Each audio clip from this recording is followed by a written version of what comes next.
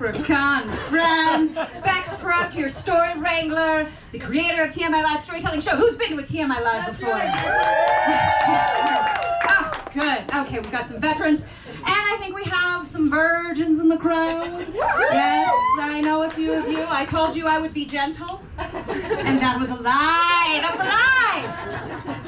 So, over here in the corner, y'all already got to meet this mistress of musical comedy, Chase McNinch. So, my little Lucky Charms, this show is going to be magically delicious. All right, we have oversharing for you from some incredible storytellers. TMI Live is all about folks getting up here and sharing true stories from their lives. It's a very vulnerable thing to do. So are we gonna shower them like a fucking Irish spring with applause? This is a safe space, right? People are gonna be radically honest, they're gonna banish shame, and we want them to feel extra comfy, okay? Like they're laying down in a bed of clover. Yeah, the St. Patty's stuff is gonna be thick. It's gonna be thick. And we love it, right? Because the Irish have a good fucking time. And that is what we are gonna do here tonight. The other thing I really want you guys to center this whole time is think about maybe you want to get up on this stage, you know? Maybe you want to tell a story because I'm telling you, the ripples, my lucky star over here is laughing. He's laughing because he knows he's already been hit by the TMI Live fever. All right, sir, try to keep it in. The other thing that we need to do before we start a show, I have a tradition, and I have this really special emblem of self-love. Leanne, would you remove the sacred covering? Oh shit, it popped out. It's really hard. Listen, y'all, this is a fleshlight. This is, if anyone knows about a fleshlight, it's a wonderful sex toy. This is modeled after a real man's booty. I don't know how they did that, and I don't think we need to know. Can we talk about the dulcimer in the corner? Women love this. Truly. I mean, who in here is ready to drop those panties? Okay, Leanne, you're going to hold that for me. Try to get the, yep, you're going to have to shove it back in there. Oh, you're doing a great job. Okay, so we're holding this fleshlight, and I mean this truly, y'all. That is illuminating the way to self-love, okay? Because that's what TMI is really about. So you're going to hold that, and I am going to read a sacred Irish blessing that I wrote myself. I added a little, shall we say, kink to it. And I'm going to try to do an Irish accent, so please judge the shit out of me. I'm going to deserve it. Here we go, here we go. May the cock rise to meet ya. May the grind be always at your back. May the cum always warm your face. May the clit feel soft upon your fingers. Oh, so soft. Yes. Again, my friends, may a hottie hold ya in the palm of their hands. Okay. I don't know, did you feel like a leprechaun was on stage? Holy shit, I felt like I was channeling like Daniel Day-Lewis. Oh my God. Okay, are you guys ready for some stories? All right, y'all, we're about to get shamrocked by TMI stories. Again, Chase on the fucking dulcimer. That's right. That's right. At the end of this TMI rainbow, there's a big old pot of raw humanity. Are you ready for it? Yes. Yeah. Okay, our first storyteller. Now, this local boy has roots which go way back in this neck of the woods, and as a result, had to import his wife from Idaho to avoid unwanted genetic mutations in their children. He's getting really into stand-up and making a name for himself in the local performance scene. He's excited to tell you some shit which will almost certainly make him blush. Y'all give it up for him. This is his second rodeo now, so not his first. TMI, and get a load of this buckle bunny thirst trap name. Give it up for Colt Metcalf!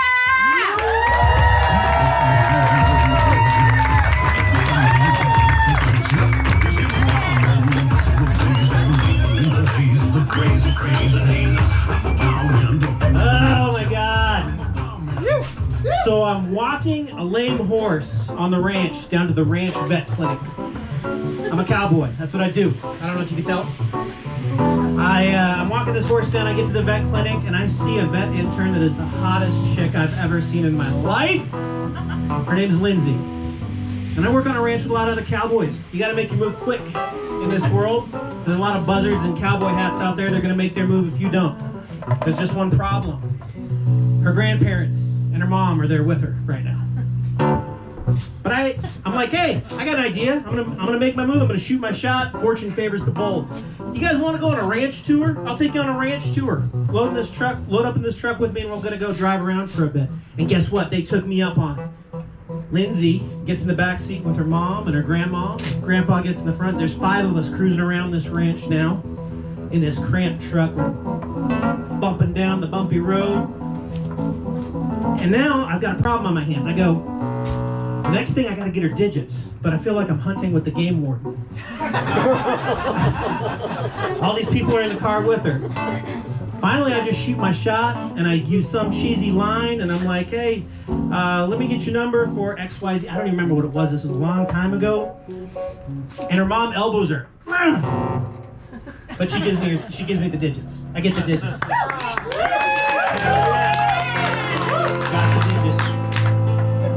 And then, so we go on our first date, and pretty quickly we find out we are into each other. We're not just a little into each other, we're really into each other. We found out every opportunity for back roads and chill, if you know what I mean. I mean, we went to Willow Creek, the back roads out there, the back roads in Three Forks, Modlow, Forest Service roads and the Bridgers. If that truck's a rockin', well, you can come knock if you want, because it's pretty awesome.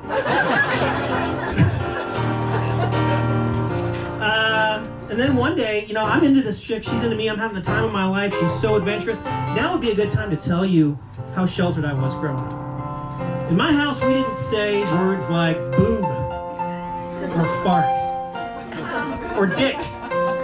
Those were dirty words. We didn't watch Teenage Mutant Ninja Turtles because it had Eastern religion components. I'm not sure what that means. But this girl, she's a wild time, and I'm having the time of my life. And she makes a suggestion to me one day. She goes, hey, you want to go out to that store out by Three Forks? I think it's called Adam and Eve. Not just yes, but fuck yes. I want to go to that store.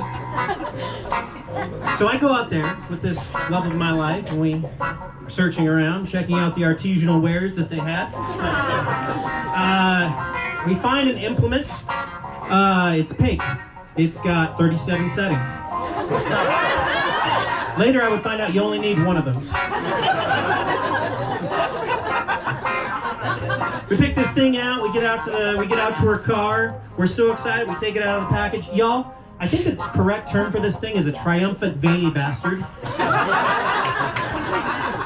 The package had veins on it even. We get it out of the package, we throw the package in the glove box, and we had a great day after that. Let me tell you, it was awesome. So then, life goes on. About 2 weeks later, it's my chance to meet the rest of the family. I've already met Grandpa and Grandma and Mom. Now I'm gonna meet Dad, her little brother, and her Uncle Chris. It's a lunch date at the ranch for her grandpa. We go out there, and Uncle Chris meets me in the driveway holding his AR-15. Big old AR-15 dick. I know the message you're trying to get across, okay? All right? The message is, we have this like kind of cowboy showdown in the driveway. I'm gonna go shoot my AR-15. You better take care of my niece. And I say, yes, sir. We're good. He doesn't know about the back roads shit. So, I meet Uncle Chris, and then after a little while, the women folk, they decide they're gonna go to town and they're gonna get some fixings for dinner. This is my time to get to know Dad and little brother. Dad says, you know what? Lindsay's headlight on her car is not working. Let's drive to town, to Napa, and we'll get a headlight. And in fact, why don't you drive, Colt? And this is a test. I know this is a test. To see my driving skills, to make sure that I can take care of his daughter. I'm fine with that. I've been taking care of her pretty good so far.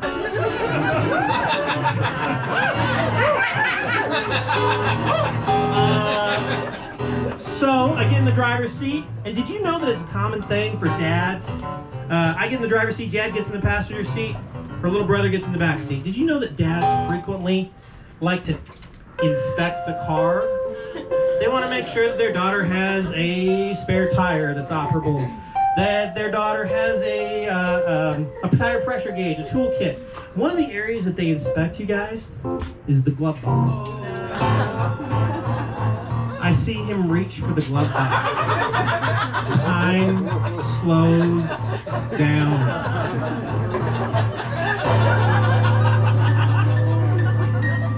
He opens the glove box, the package falls out. You can see the veins on the package now. It falls out.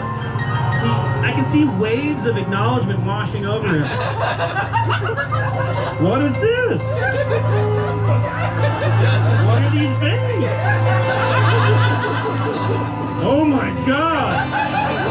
Why is it in my daughter's car? Oh my God! Meanwhile, I'm in the driver's seat trying to commit suicide with the power of my mind.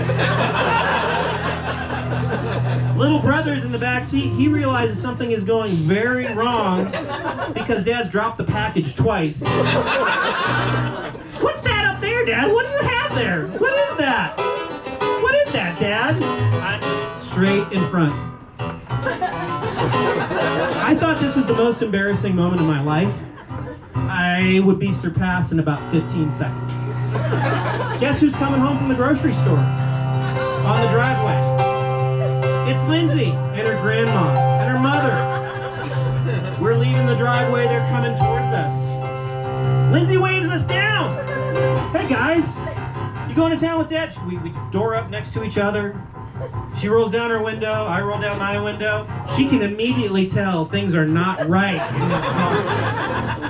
What's the matter, Colton? What's going on in there, guys? Is everything okay? And she's very persistent. I'm trying to play it up. Nothing, everything's okay. I find nothing, everything's okay. Eventually, I look at her and I go, your dad was just checking out your glove box. And she goes, oh. Dad chimes in at this point. Jesus fucking Christ, Lindsay.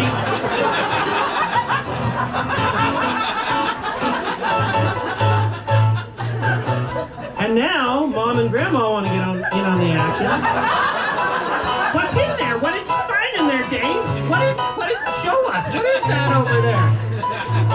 Finally, my wife, who is a big honesty is the best policy type person, just says, Dad found my package to my dildo. She rolls up the window, stomps on the gas, and they take off. The last thing I see is Grandma Jane's face in the rear window looking at me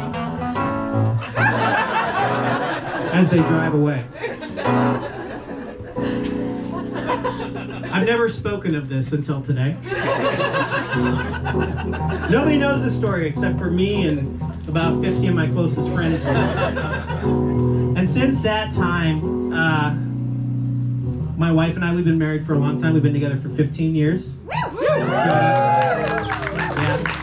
we match each other's freak, as Bex told me one time, which I love. We've traveled many more back roads since then. And her dad frequently thanks me for taking her off of his auto insurance. Thank you guys so much.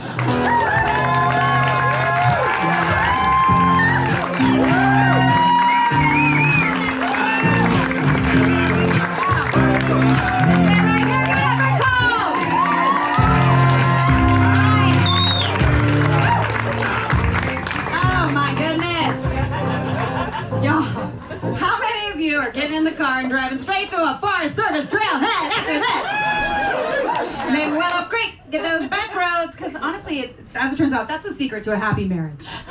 Okay? That's what it is. Bex, I don't own a car. Well, that's okay. You can, like, walk the back roads, or hitchhike. That's sexy. Yeah. Everyone look for Chase on the side of the road. I'll be waving like this. How y'all doing? You know? And then just let her know, you'll be like, this glove box is packed. Okay? And we're ready. One more time for Colt Metcalf. So we're information. I'm gonna read these out, and then based on some of your reactions, we can decide who the winner is. And the question was, a la the theme of the show, what is your sexual lucky charm?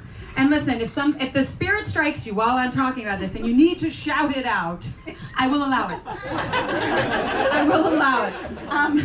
Far be it from me to stop an outburst of the sexual nature. Okay, so first response. What is your sexual lucky charm? My unicorn horniness. Oh, I wonder who might have said that. My unicorn horniness. All right, what is your sexual lucky charm? My ass. Hey, somebody knows they got junk in the trunk, and they're gonna use it. Okay, what is your sexual lucky charm? Beer, of course. This is a tried and true method. This is tried and true. All right, what is my sexual lucky charm? My Irish touch. We've got somebody in here who has a little leprechaun pinch they like to give folks. And finally, what is your sexual lucky charm? Michael Jordan cologne.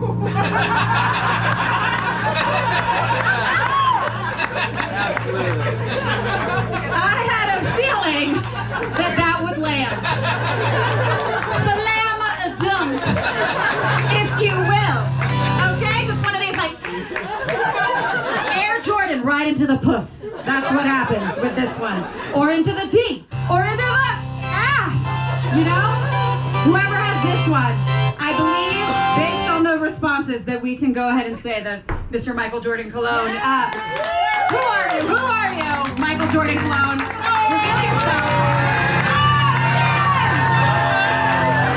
Air Jordan. Jim, I have a special prize for you. Yes, let's shake on it. This is official. Yes, you stay right there. So first thing I want to give you, is of course a box of Lucky Charms. Okay, but I'm not done. No, obviously. And this is of course sponsored by Erotique, a little veiny bastard just for you. Okay, this thing actually shoots silly string. So it's a party favor. Jim, take a feeling. That'll be great for my 3-year-old. Yeah, this will get us at least 15 minutes and we can go have sex.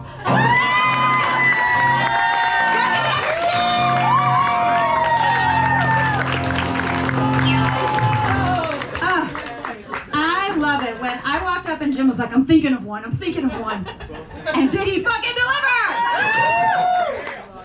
Oh, I love it so much. Okay, friends. Who is ready for another story? Okay, we got more TMI coming to you, live, to your face. All right, now, this next storyteller, comedian, educator, and the founder of STEM Punk. Ooh, sexy. A new venture that mixes comedy, music, art, science, and history to make learning fun for everyone. Who wants to be STEM punked? That sounds so fun.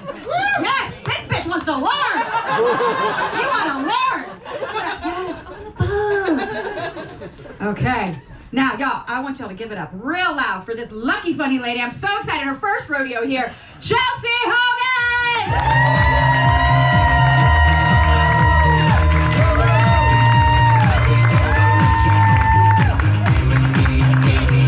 Let's go, mammals! Let's go, mammals! Yes! We love learning.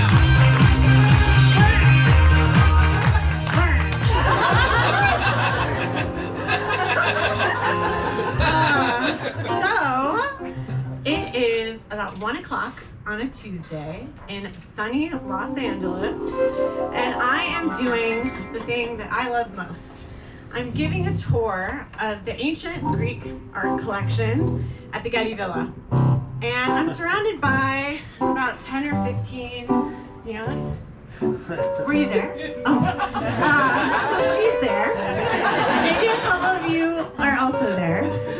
There are about 10 or 15 people from all over the country, tourists from the Midwest, from the South, all different ages.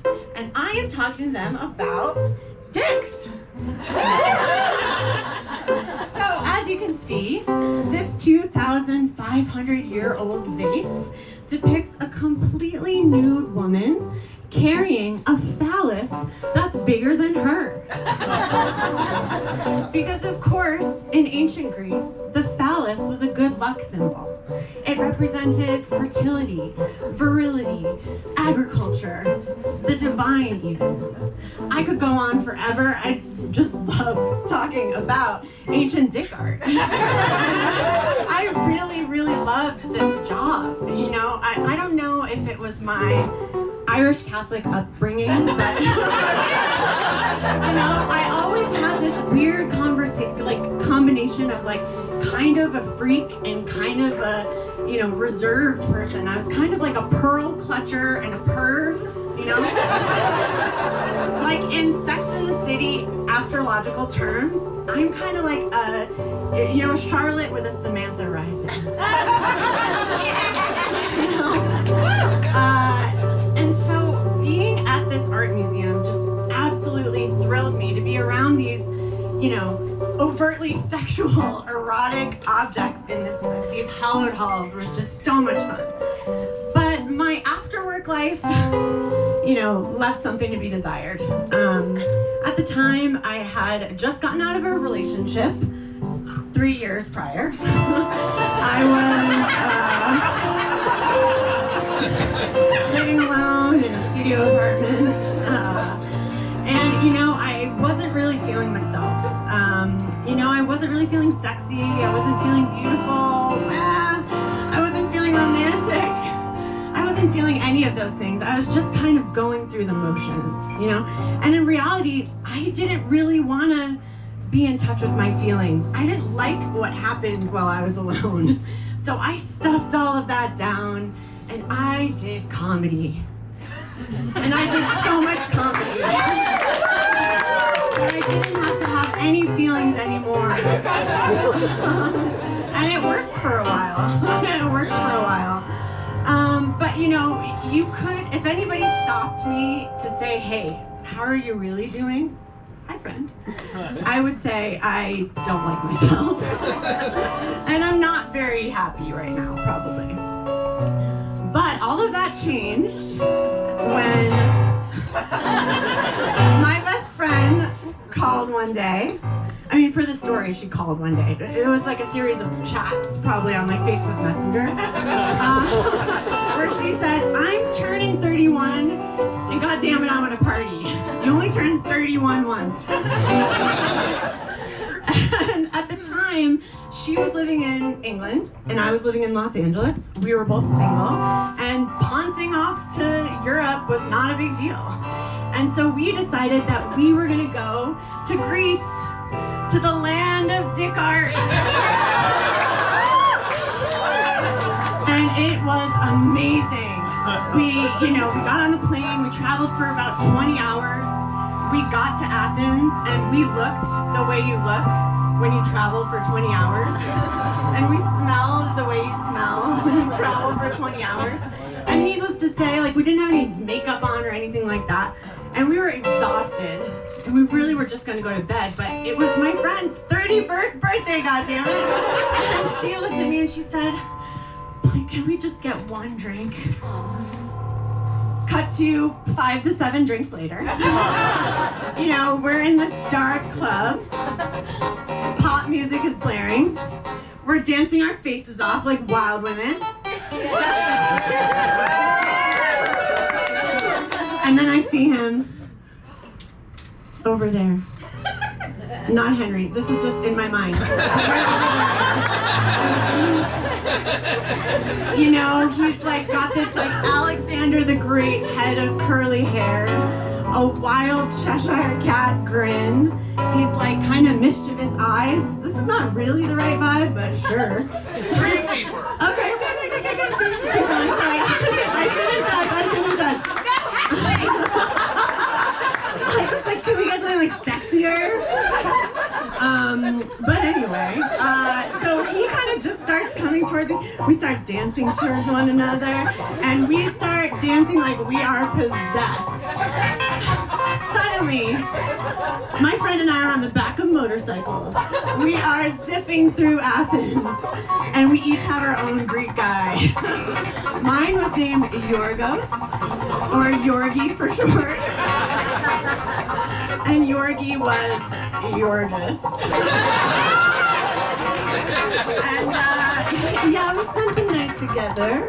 We made love. That sounds disgusting. I know it sounds disgusting, but it kind of felt like we did. It awakened something in me that I didn't even know was dead. You know, he worshipped every inch of my skin. And this is a gross detail, but it's TMI. Men, cover your ears. I was on my period. And I said, I'm on my period. And he said, it's okay, I'm vampire.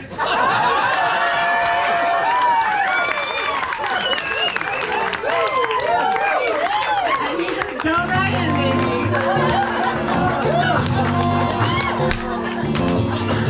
So, you know, I am just feeling like, I wake up, I'm feeling like Aphrodite, you know? And I probably didn't look like it, but I felt like it, you know? And so that day we had to go to Santorini. We board this ferry, which we now call the Hell Ferry. And we call it that because when you are brutally hungover, the thing that you definitely don't want is inexplicable mariachi band playing right here and Eurovision blaring Swedish music over here. Just try. You can't. It's impossible to recreate. It's madness that's unlike any other.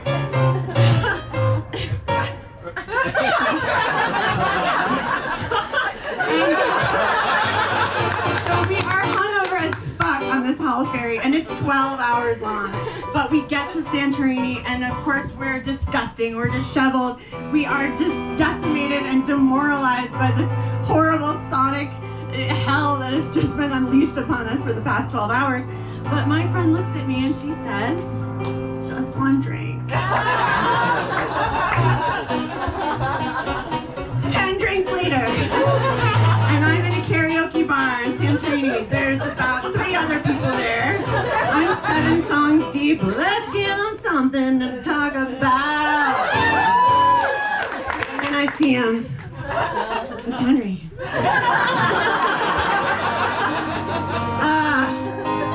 So this guy, you know, he had something a little different. Has anybody seen Sisterhood of the Traveling Pants? You guys know Costa? So older than this. I mean, come on. He was age appropriate, but you know, he was like this sweet, tan, romantic summer love kind of guy. Ooh, has my mic not been on this whole time? It has. I just haven't been speaking into it. So anyway, this guy was gorgeous. His name was Zachariah. And I went back to his place. And we just enjoyed each other. Several rounds of each other. And I know that he enjoyed it because at one point, while climaxing, he said, I enjoy it. I enjoy it.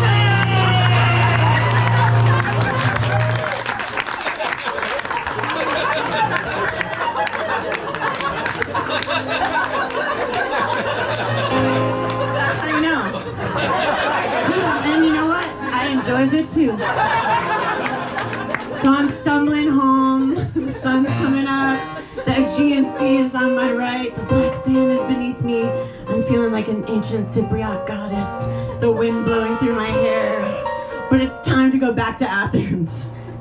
So we go back on Hell Ferry, go back to Athens, and we start doing all the touristy stuff, right? We're going up the Acropolis. We go into the shops. And you know what they have in those shops, you guys? Replicas of ancient dick art! I was totally at home. You know, they had all these little wooden dick keychains and dick calendars and all of this ancient art dick stuff, and I bought all of it. And I'm leaving when a little old lady ducks her head out of one of the shops and she looks at me directly and she goes, I love your body!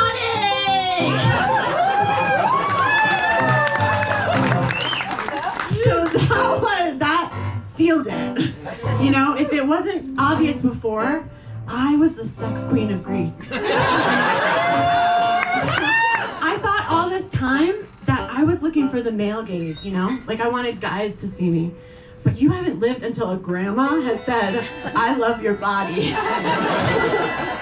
And I just really felt like she saw me. And yeah, I mean, it was sealed. I was the queen of Greece. We had a few more nights and a few more men.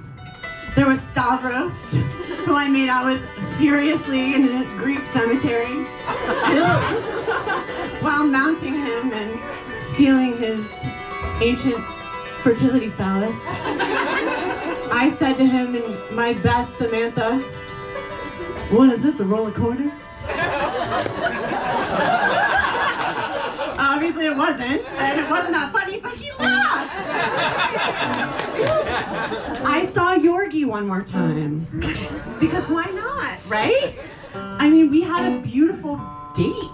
We like went to this astronomy thing. I don't know what the fuck it was. It was like on a hill, and we learned about stars, I guess. Learning. We made out the whole time. And you know, I spent the night at his place again, and I almost missed my flight. Like running through the airport, smelling like sex, and like dirt, and like all the sweat and all the things of Athens. But I get on that plane, and man, I'm feeling like, I mean, I've said all the things already. Sex queen, ancient goddess, like more of that, you know, like just like this, the sex queen of Greece. And then I get back to my normal life, where I'm stuck with my feelings again. I'm alone. I'm back to feeling like men don't really notice me. But I can't shake this experience. Once you are the sex queen of Greece, you are never going back. So ever since then, it's just been this dissonance between like, don't you guys know? Does nobody know who I am? And you know, I still struggle with that sometimes. I still struggle all the time with feeling invisible. And you guys might know, like, if you ever tell somebody, like, hey, I like owls, or oh, I like chickens, then they're gonna get you, like, owls and chickens forever. You know? You guys know what I'm talking about? So my friends, they give me dicks. And I have an example of one right here. It's my birthstone dick. And I keep it with me. And I have a lot of little dick charms like this. You know, because at those times when I'm feeling invisible, or when I'm feeling like, you know, this culture just doesn't get me and what I have to offer, you know, I can look at these things and I can remember that somewhere far away, there's a place where I am adored by men and old ladies alike. And where I am an ancient fertility goddess.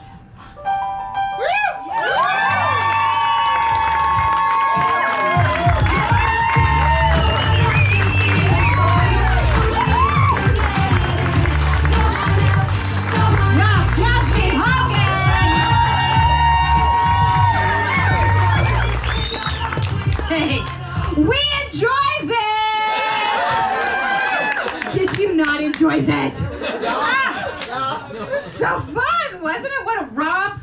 That was just Chelsea's big, freaky, great vacay. When I was in Athens, there were riots outside going on in the streets in front of my hotel. They were lighting shit on fire, and so I went outside, like, and I streaked with a bunch of people.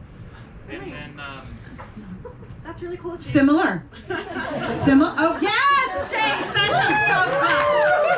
You are nice. I'm glad you rioted. That's what you do on vacation. There was another part of the story I thought I should point out where Chelsea said, oh, men cover your ears. I hope, men, instead, you took fucking notes. You took notes, okay? Be a vampire. Be a vampire. It's a freaky time. It's a freaky time. All right, one more time for Chelsea Hogan, the Greek goddess.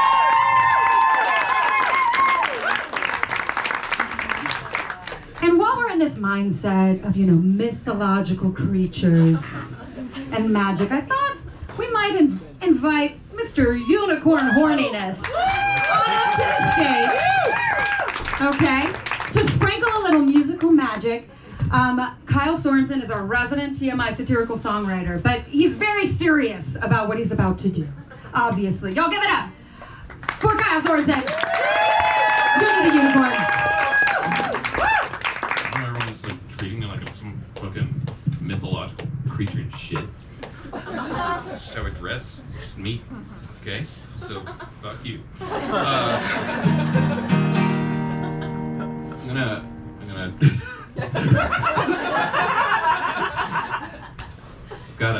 got shit on my, it's distracting. I'm gonna tell a story about a friend of mine. It's a friend of mine.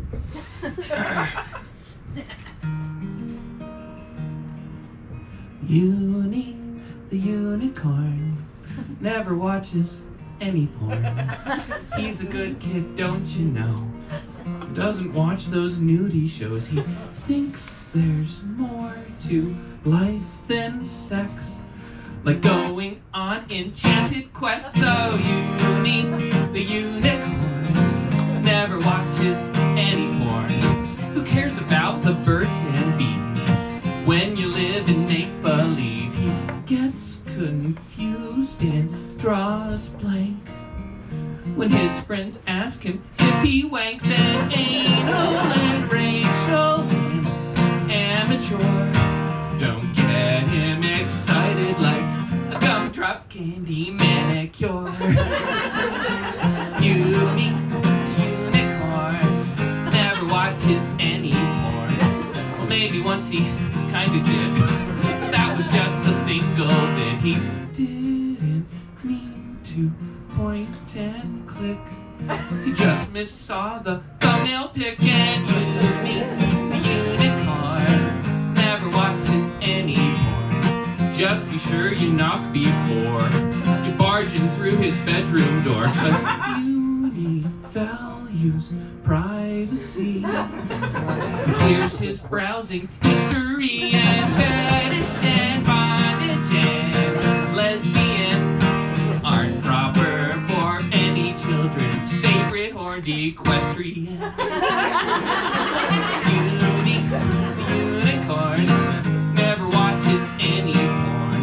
And though it may seem kind of odd, his floor is covered in Kleenex wads. Don't be so quick to presuppose. He's got a very runny nose, and Uni, the unicorn, never watches any porn. It's just an unsolved mystery how a virus got on his PC. He took it to the computer shop, and what they pulled off his laptop was mermaids gone wild and 2 mares, 1 cup. And that's when poor Uni had to face the fact the jig was up. Uni, the unicorn, watches lots and lots of porn. Candy canes and lollipops aren't enough to make him stop. He feels dirty, knows that he should, but shooting rainbows feels so good. Uni, the unicorn, addicted to his porn. He's Uni, the unicorn. He's Uni, the unicorn.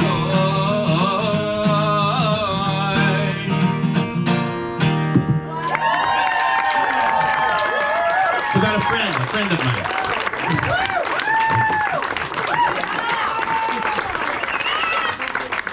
Now give it up for Kyle Sorensen and his friend. This man is such a treasure. And I'm so glad that somebody finally, addressed the fact that unicorns are indeed horny. Okay? That's what it is. That's what the horn's about. If anybody had any questions, it's because they're throbbing. Okay? That's what's going on. And thank you so much for you know, that really wholesome song. One more time, y'all. Kyle Sorensen is freaking... He's just magic.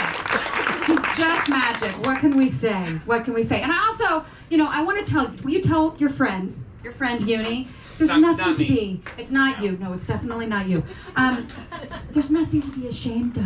Okay? Okay? Can you take that in? Put your horn up. Here, hold your horn. I'm gonna hold it and I'm gonna say the truth. Okay? The truth is. Okay? The truth is that self-love is beautiful. He enjoys it! He enjoys it! Okay? Please go home and shoot a rainbow tonight, friends! Shoot it! Okay. Speaking of rainbows, we've got another story. Another over-the-share rainbow is coming your way. Who's ready for another story? This next teller, they are a snack, a treat, a delight. They are a three-peat, okay, here at TMI. So the stats back that shit up, all right? They're a local comic, and they have been on Don't Tell Comedy. It's like a secret show. It's a big deal, okay? They're a big fucking deal. And they can be seen performing around Montana. Their material ranges from experience with autism, transitioning, and being queer in Montana. A beloved member of the Last Best Comedy community. So excited to have them grace the stage again. Y'all, please give it up for Lucky Marie!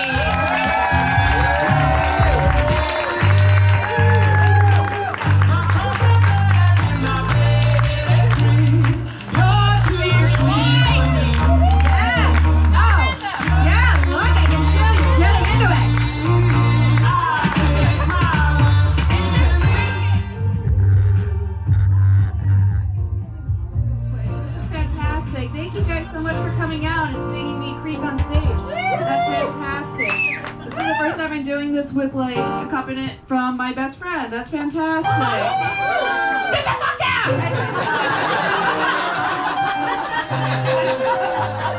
You know I hate Phil Collins. Anyways, we're gonna get serious now. It's gonna be serious. Serious time. My last relationship where my partner would constantly tell me how I ate too much, how I ate too little, how I didn't eat enough veggies, or any other random comment about my body that they would make, all while wearing my shirt. I knew that's when I had to break up with them. And honestly, like after that, for the past 3 years, I have not been in a relationship. I realized that I used romance as a form of validation for myself. So I tried finding validation for myself in a healthier way. So I became a fuckboy. Which led to great material for TMI and Bridger Care. Get tested.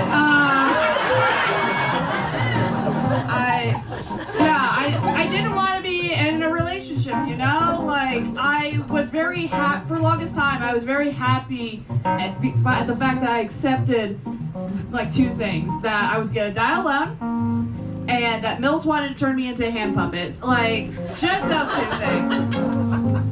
And, like, honestly, I felt like I peaked in my fuckboyness last summer, which I deemed as Hot Switch Summer. Do you guys know what Switches is? Do you know what Switch is? Okay, one person, great. Everyone else who doesn't know what Switch is, what's missionary like? But no, Switch just means I like taking turns in bed, okay? It just means I was a bottom who realized I can thrust a little bit, but like that's it.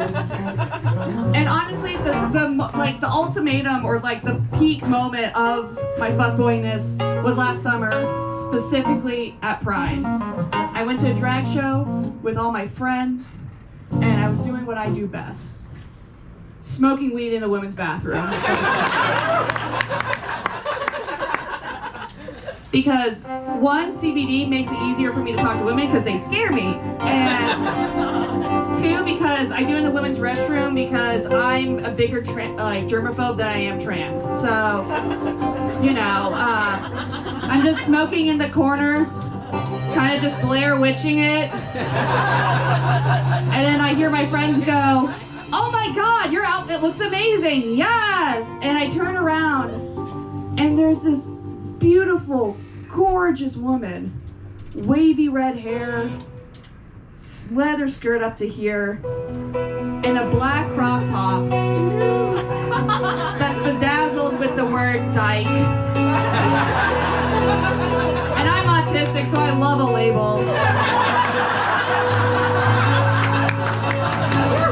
And there's nothing gayer than bedazzling a slur on a crop top, but like, I'm looking at this wonderful woman, and then I realize I recognize her. She's Carly, who I matched with on Hinge. And after a week of amazing back and forth conversation, she ghosted me. Yeah, so some of you might be thinking, oh, this is where you go up to her and flirt with her in person, right? No. In fact, this is when I got so high I couldn't function that I started Stanley Kubrick staring at her. Just, yeah, it makes sense this hot piece of ass wouldn't want to fuck me either, alright. And then she sees me staring at her and she's rightfully frightened, so I did the logical thing and scuttled out of the bathroom. I enjoyed the rest of my night, and then the next day I wake up to a message from Hinge from a certain redhead who texted me, "Hey, I kept seeing you around Pride last night. I also found your comedy account. Do you want to get a drink sometime?" Yeah. And like any comedian, the ego went right to my head. I was like, oh my God, all these women want me. So I say yes. And then she goes, "Yay, I'm so excited to make more gay friends." No!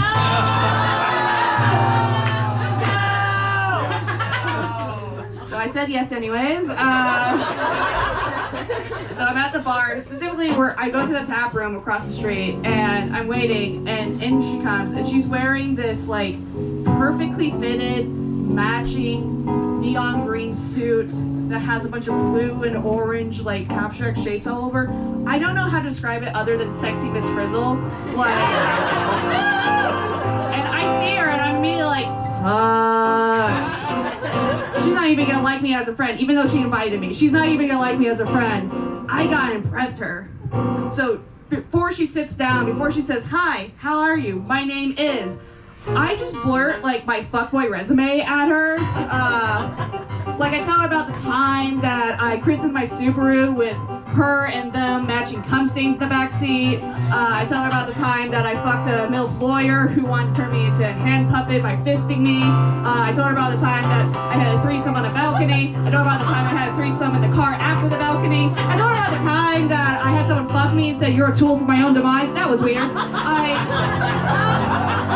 then I told her about like the gayest experience I felt like I had, which was when a woman pulled a Magnum condom from her like Prada purse, and I had like a Ralph Wiggum moment where I'm like, I'm in danger, cause like I swear to God, I still have like phantom pains from all 9 inches of her cock. Anyways, and I'm telling her all this, and for the first time that evening, I look up at her after saying, like speaking in tongues about my tongue, and look her in the eyes thinking, oh, I scared her, obviously. And she's just like, wow, tell me more. It worked for some reason. So we ended up having this like awesome conversation for like 3 hours. And then at the end of the night, we talked about hanging out in the future. And it was the beginning of this very beautiful friendship. And then I ghosted her for 2 weeks. Not intentionally, I was just busy. Busy making multiple trips back and forth from the Missoula to rechristen my Subaru.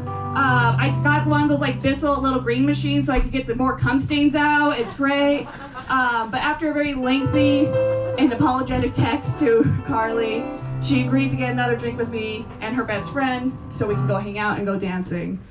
And that night, I'm at another bar. We're at the Eagles this time. Great place for gay people, clearly. But we go. I'm at the Eagles. I'm dressed in what I call my Mamma Mia shirt, which is just like this linen blue and white. Fuck you. And this If you start playing Slipping Through My Fingers, I will cry. Anyways, like I'm wearing this blue and white. Weird. Anyways, blue and white striped linen shirt. Damn it, my sister just turned 18. Anyways, I'm wearing this Mamma Mia shirt and these like black pants and sneakers, and of course she comes in with this sexy outfit. I look like Adam Sandler,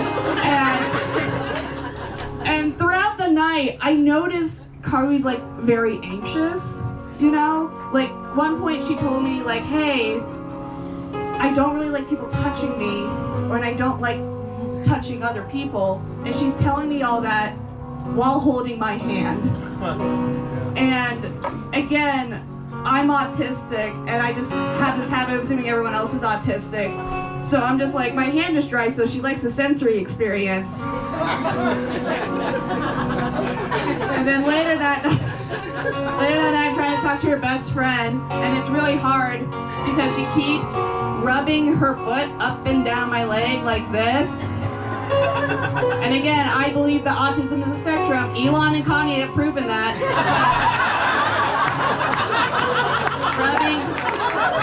She's rubbing, and I'm just like, oh, she's stimming. And the rest of the night, she just stims all over my body. She's like holding my hand, touching my shoulder, like trying to dance with me by holding my hips, and I'm just like, what a great friend.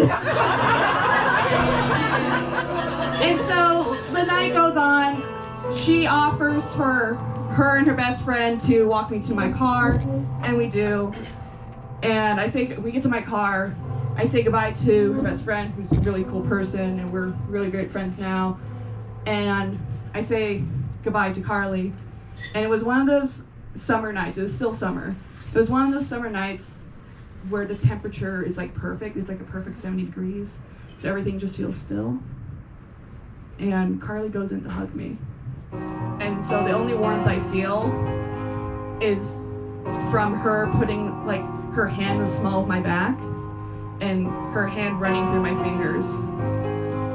And it doesn't set off any alarm bells in my brain. I'm just like, what a great friend hug. And she says goodbye. And like, me, actually no, while that's happening, her best friend's just standing behind us kind of going, and I go, we say goodbye. I get back in my car, and I call my best friend. Tell them everything that happened that night, and I was like, see, she doesn't like me. Because it didn't make sense in my brain that someone so amazing and wonderful could like someone like me. Alright, like I never believed she's like the most gorgeous, wonderful, awesome, amazing human being, and I didn't think she would like someone like me. And I'm telling my friend the clear truth, and then I get a text from a touchy redhead saying, hey, you looked really cute tonight. Can I come over to your place and listen to records with you? And I'm like, there's nothing sexual about listening to records at 11 p.m. on a Thursday. And just like everything else I have thought about in my life, from thinking I was straight to thinking I was not attractive, I was wrong. We had an amazing evening. We had a wonderful evening. And then the next morning, I immediately went back into Fuckboy Lucky. I was like, I can keep it cool. I can keep it casual. I'm not looking for anything serious. So a week later, we had our first day at the fair. It was nighttime, and so all the lights at the fair were like turning on. We were in the line for the Ferris wheel, and I kept just looking at how the lights were reflecting off of her face, and I just kept like staring at her over and over, and it just felt beautiful. It didn't feel like anyone else was in there in that moment, to the point where I did recognize a woman with a badge and camera running up to us and saying, hey, I'm from the Bozeman Chronicle. I'm doing a story called Love at the Ferris Wheel. And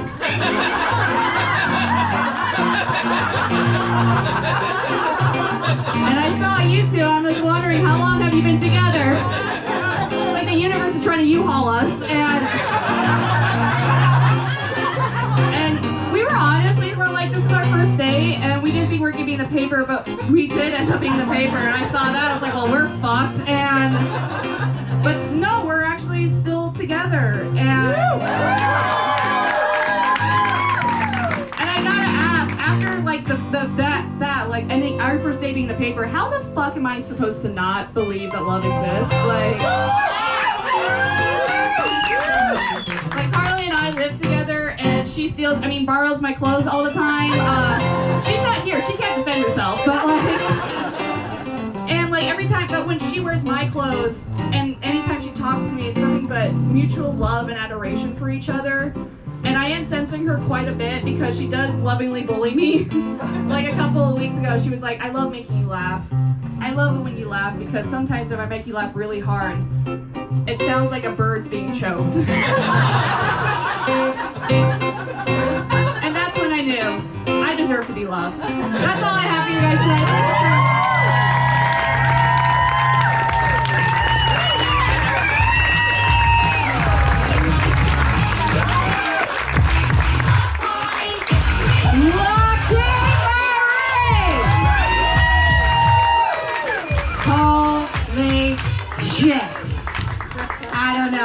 Obviously, I named the show Get Lucky, and I told Lucky, I was like, I gotta book you. Like, this has to happen. And Lucky was like, it feels like a threat.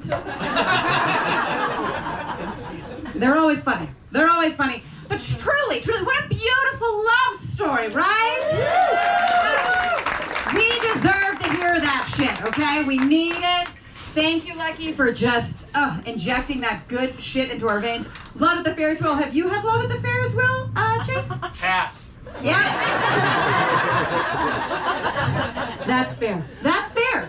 See what I did that? Fair? Okay. Anyway, y'all. I didn't see it. I actually, Oh, here we go. no, that's an intrusive. Do not pass go. Do not collect $200. One more time for Lucky Marie, y'all. And I do think it's our duty, everyone, to Google and try to find the picture of them. I think there's a fucking paywall. So if somebody who has paid for Bozeman Chronicle, could you take a screenshot and send it to all of us? Because we need to see it, okay? So good.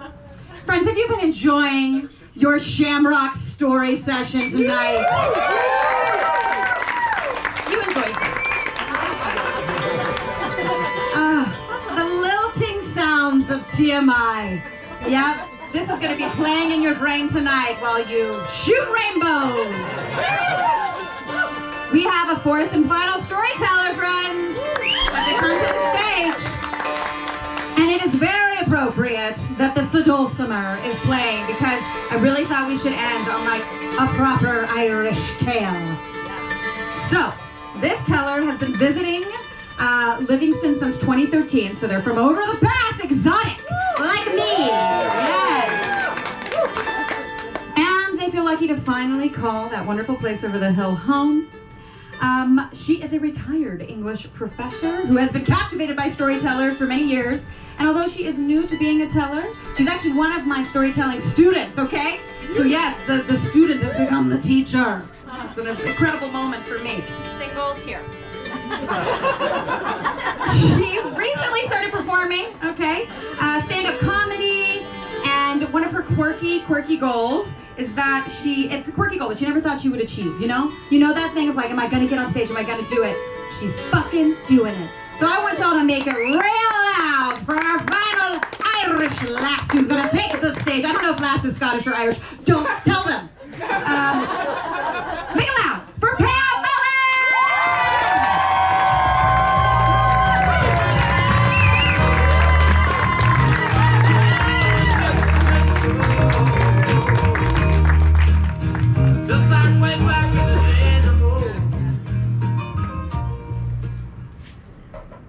So I'm standing on the Berkeley campus, staring up at this massive poster of Ireland. My sweatshirt is inside out, but not as some sort of fashion statement. I'm 20 years old, and I have no idea what's going to happen next in my life. I'm about to graduate from college, and there's no real plan. And then like a leprechaun just jumps out of that fucking poster, I know what's next, and that's Ireland.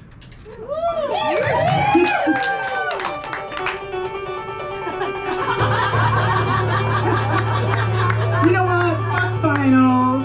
I do a deep dive into Ireland. I have maps and guidebooks and brochures all over my apartment, and I find this program that provides room and board to international students if you go and live and work there. So there's two options in Ireland. One is an onion farm in West Cork. Woo! The other, equally exciting, is social work in a place called Drogheda.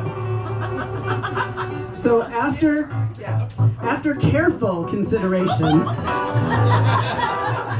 I picked Drogheda. And just as I made that decision, letter 1 arrives. It's in this dark black Sharpie, and it's from my great aunt Catherine, and in this like ginormous script, and it says, "Our Irish ancestors are from Drogheda. My people are from the place that I am going to." And I'm like, yeah, that's some Celtic weaving of my past into my future. And I'm super excited about the trip at this point. So I make my way to London, and I find a place to stay, and I am fucking bleary-eyed because 20 hours of travel does that to you. And I am really regretting this ginormous backpack that is completely overstuffed with useless shit that I do not need with me on this trip.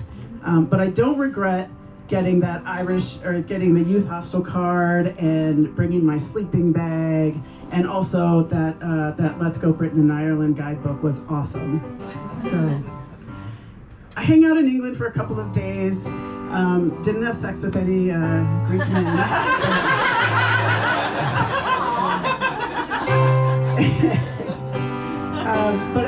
So I get this overnight ferry to Dublin, and I sleep on the ground on this sleeping bag on the ferry, and I get up in the morning. It's like 6 o'clock. I go out on the deck, and it's misty, it's windy, it's stunning, and as soon as I see the Irish coast, I start crying. And you need to know, I grew up with 3 older brothers, so sniveling was not allowed. And but there I was, sobbing on the deck of this ferry, and I realized that I didn't feel like I was arriving someplace for the very first time. I felt like I was coming home. So I made my way to Drogheda, and I got to meet the cool international crew that I was going to be working with. We find out that we're staying in this like barely furnished house in a really sketchy neighborhood, which you don't think Ireland has those, but they totally do. And the social workers that we were supposed to work with were on strike.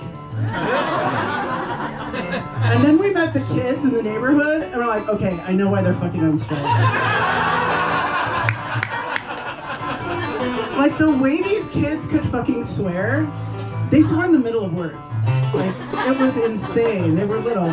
And they randomly lit shit on fire. Honestly, though, I'm pretty sure we were related. Our first Sunday, the Internationals and I went exploring Drogheda, and we went down this laneway, and there were all these people standing outside this pub called Carberry's. It wasn't open yet, but they couldn't wait to get in. And I started talking to this guy. He was one of the musicians who was going to play inside. And I said, so what time does the pub open? He kind of looked at me and he winked and smiled. And then he said, when the last mass lets out. That's official. But as soon as the church bells rang, I'm not kidding, the doors opened on the churches, everyone filed out, mass exodus, literally, right to the Carberry's. And you guys, when you walk into Carberry's, it was like walking through a portal in time. Like every wall was covered with smoke-tinted posters and photographs, postcards from around the world. The tables were old Singer sewing machines, and there wasn't even a cash register. Like, they just had a box that they threw the cash in and out of. There was all kinds of activity, fiddles and drums and whistles, or kids skipping around. It was lively. And every now and again, someone would stand up to sing a song unaccompanied. And then Mrs. Carberry, the owner, would like emerge from behind the bar and wave her hands around, and she would say, "Sig Shias, Agus Becuin, Sig Shias, Agus Becuin," which was Irish for like, sit down and shut the fuck up. But like in that lovely Irish way. Here, let's practice it now. Oh, Johnny boy, the pipes are calling from Glen. And then you yell. Sig Shias, Agus Becuin. No, I have to say it beforehand.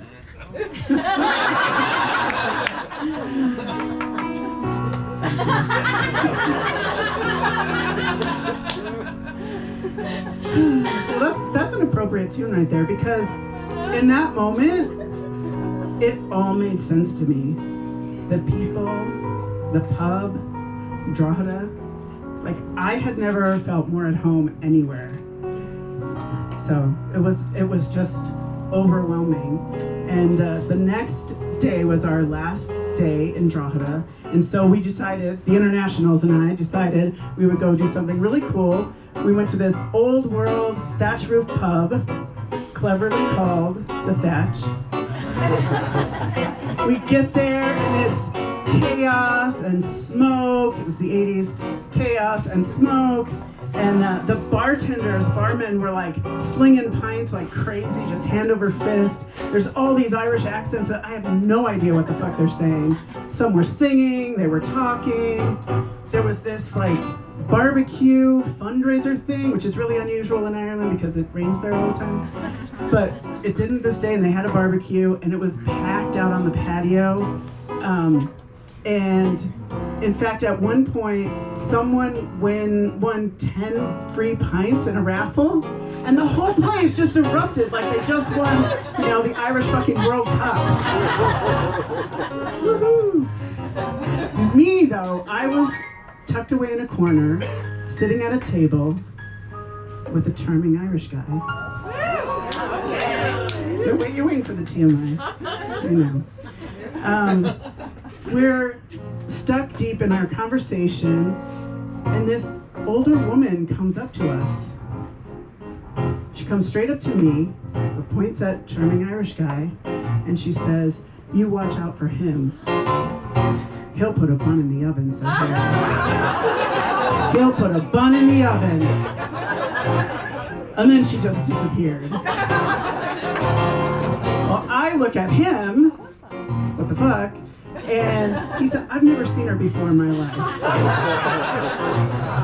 I mean, of course we laughed it off, but that shit landed like a prophecy.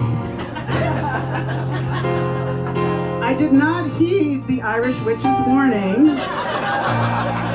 I invited bun in the oven guy back to our barely furnished house, and we sat on the floor on my sleeping bag, and he serenaded me with Irish songs. And then we totally made out.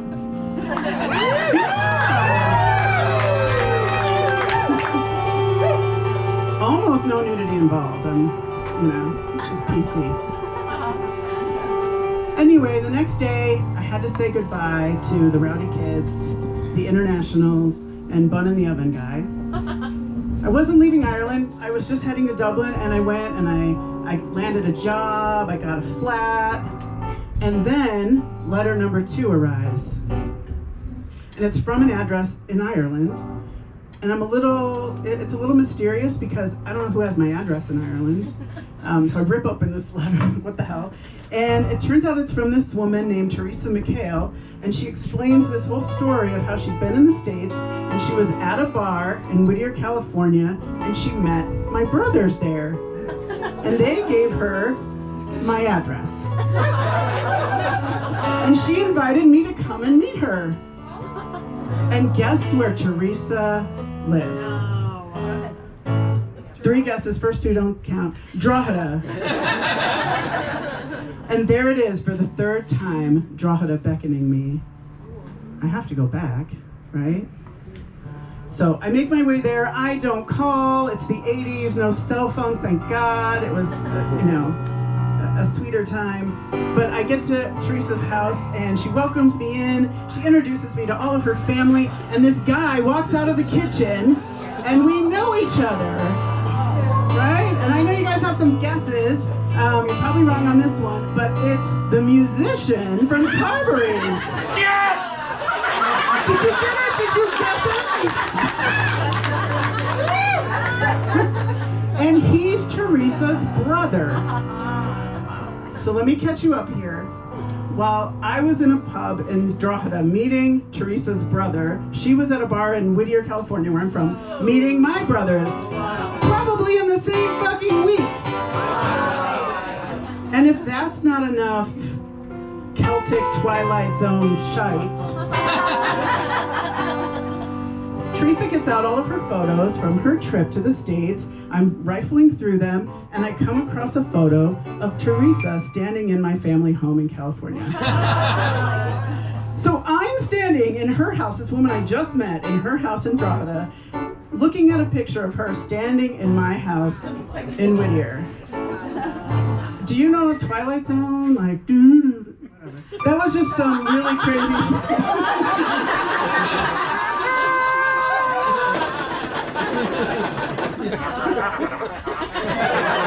Awesome. You all legally owe me $20. Keep going! So, okay, at this point I was also like, for fuck's sake, Ireland, I get it. I'm meant to be here. Where are we? All right, so Teresa basically becomes my Irish fairy godmother, and her house is my refuge, my home away from home while I'm in Ireland. And also, I was still in touch with Bun and the Oven Guy, in case you forgot about him. So when we went on our actual first date, we went out to dinner in Dublin, and there wasn't any universe magic shit that happened until he was driving me home. We were a few blocks from my flat, and his car catches on fire. Fairy prank? Universe conspiring? I don't know. It doesn't matter. He couldn't go home. He had no place to go, couldn't get home. So, of course, he stayed at my flat. Of course. And, well, still not going to get your TMI. It didn't happen that night.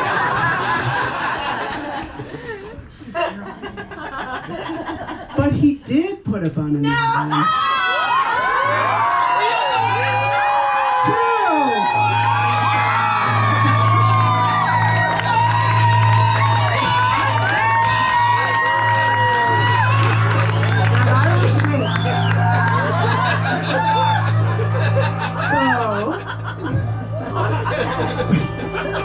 We were in Ireland about 10 years together, and every year we'd go back to the thatch and try and find the Irish witch, which we never did.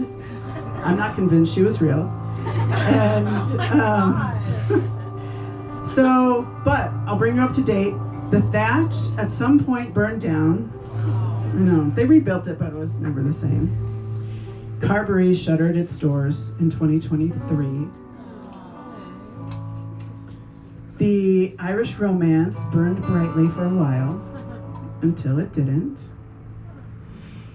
And the thing that I learned from all this crazy Celtic kismet is that magic is real. Like, magic is so real. And endings. That's perfect.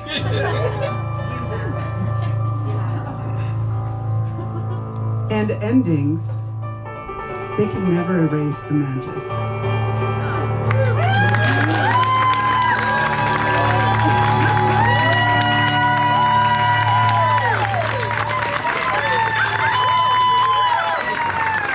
So, let's celebrate endings. Yes. The ending of this, magically delicious storytelling session with an ancient Irish toast that I wrote just for this occasion. Raise your glasses, it's a little long, the Irish are a bit wordy. To handwritten letters, prophecies, and pints of stout. To meddling fairies, witches who plot, and pubs that don't open until the last mass lets out. And may we all, at least once, be thoroughly and gloriously shamrocked by the magic of Kismet, Celtic or not.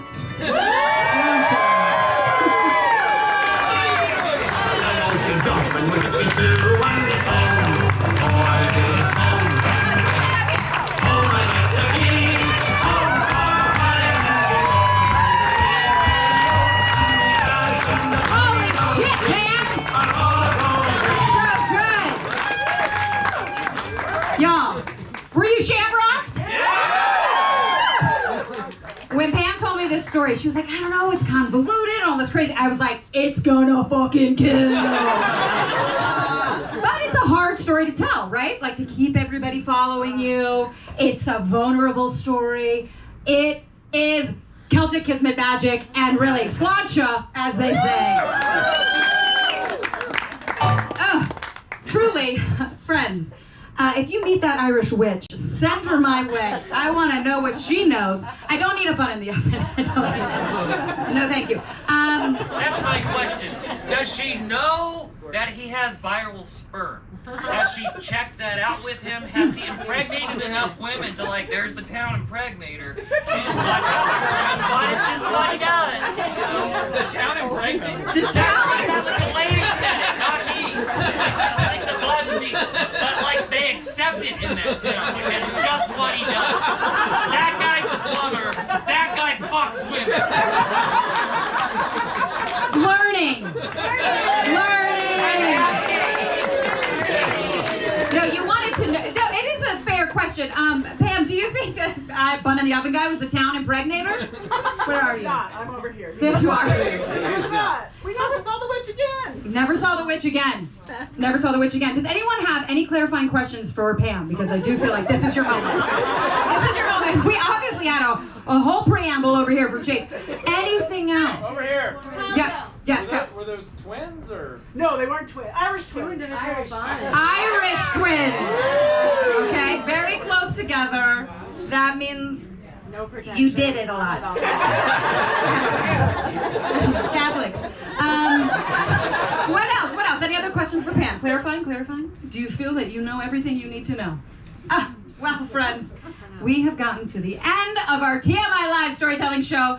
Before we finish everything up, before we Irish goodbye, before I just poof into this fucking thin air, let's get all our storytellers back up here. Pam, Chelsea, I want Kyle. Where's Lucky? Where's Colt? Is Colt still there? There's Lucky. Yes. Oh, and Pam. Everybody? Okay. Yes. Look at these beautiful people. Chase McNitch on the fucking keys!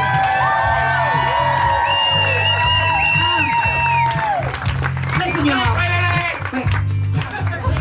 My turn. Before we get out of here for real, everybody give it up for Bex, who put this on underneath. Look at that. Bless up, bless up.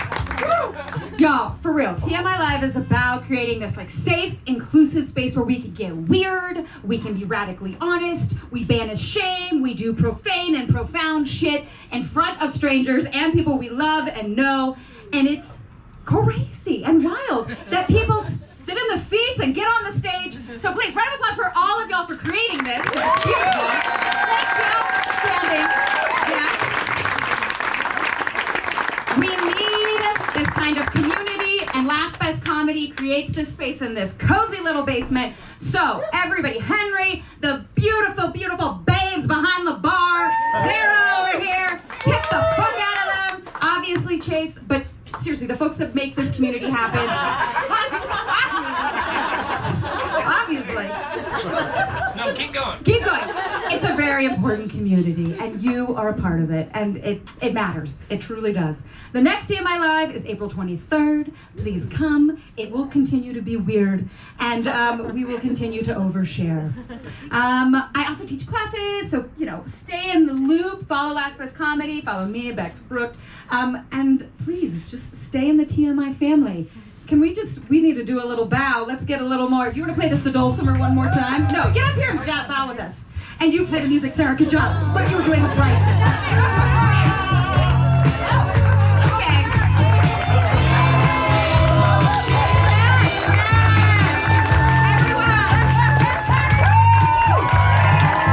Thank you for being here.